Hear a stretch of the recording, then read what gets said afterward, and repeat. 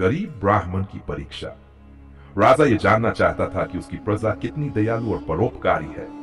ये जानने के लिए उसने अपनी पहचान छुपाकर एक गरीब ब्राह्मण का वेश धारण किया और राज्य के एक दूरस्थ गांव में पहुंचा। वह एक साधारण ब्राह्मण की तरह गांव में घूमने लगा, लोगों से भोजन और सहायता की याचना करने लगा। परंतु यह क्या, कई धनी व्यक्तियों ने उसकी मदद करने से इनकार कर दिया। कुछ ने दुत्कार दिया, कुछ ने तो अनदेखा ही कर दिया। ये देखकर राजा को गहरा दुख हुआ। क्या समाज के संपन्न लोग जरूरतमंदों की सहायता करने से कतराते हैं?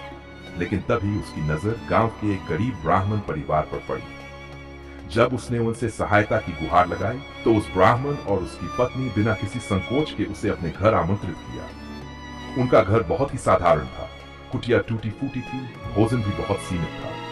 फिर भी उन्होंने प्रेम पूर्वक उसे भोजन कराया और सम्मान पूर्वक ठहराया।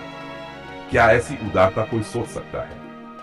राजा का असली रूप प्रकट होना। अगले दिन जब राजा जाने लगा तो वह उस गरीब ब्राह्मण परिवार के और उदारता से अत्यंत प्रभावित हुआ।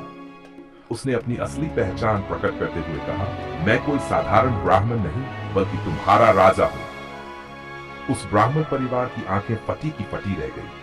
क्या यह संभव था? राजा ने आगे कहा, तुम्हारी दयालुता और परोपकार ने मुझे अत्यधिक प्रभावित किया है। तुमने अपनी गरीबी के बावजूद जो प्रेम और सेवा का परिचय दिया है वह अतुलनीय है। इसके बाद राजा ने अपने योद्धा रूप में प्रकट होकर कहा, युद्ध भूमि में मैंने अनगिनत शत्रुओं को परास्त किया है, लेकिन आज मैं तुम्हारी दयालुता के सामने नतमस्तक हूं। फिर क्या हुआ? राजा ने उस ब्राह्मण परिवार को कई उपहार, धन संपत्ति और एक सुंदर घर प्रदान किया, जिससे उनका जीवन सुखमय हो गया।